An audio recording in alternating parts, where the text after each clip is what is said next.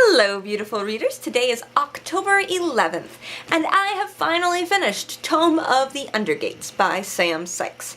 This is an Aeon's Gate book, number 1, and I assume it's a trilogy because there's one that's already out, Black Pearl or something, and the next one after that is going to be coming out in March of 2012. So, I started reading this book as a recommendation, and it turned out to be quite the action-adventure novel. We start off with a group of 6 adventurers on a ship. They are there to guard a priest of Talanis, who, for some reason, has decided to get on a ship, and they don't really know why. But the 6 of them kind of read like a Dungeons and Dragons adventure group. We've got Lenk, the mysterious leader, who has long silvery hair and hears voices in his head. And then Kataria, the Shikt who's really good with a bow and arrow.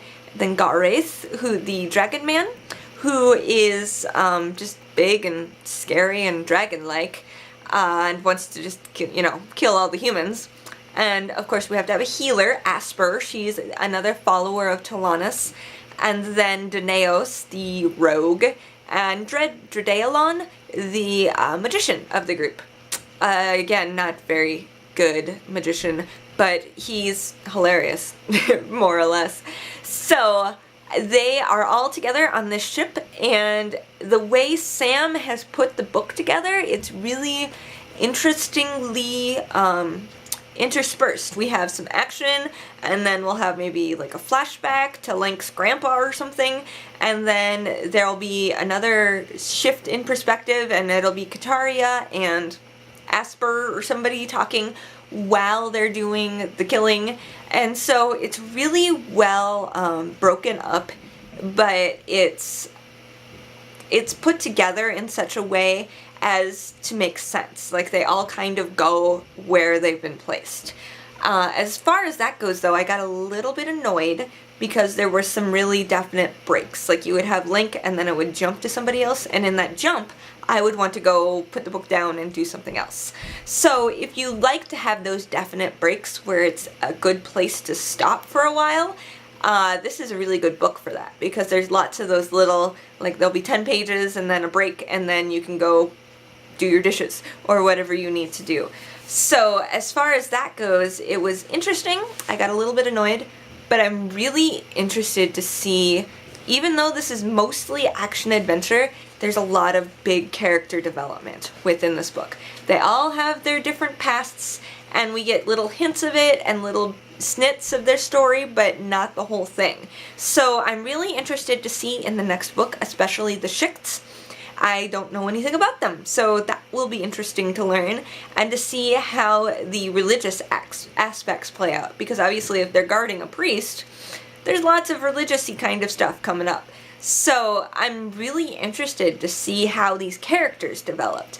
And the storyline itself is epic and bizarre, and I honestly care more for the characters than I do for the storyline, but that's probably because I'm a girl.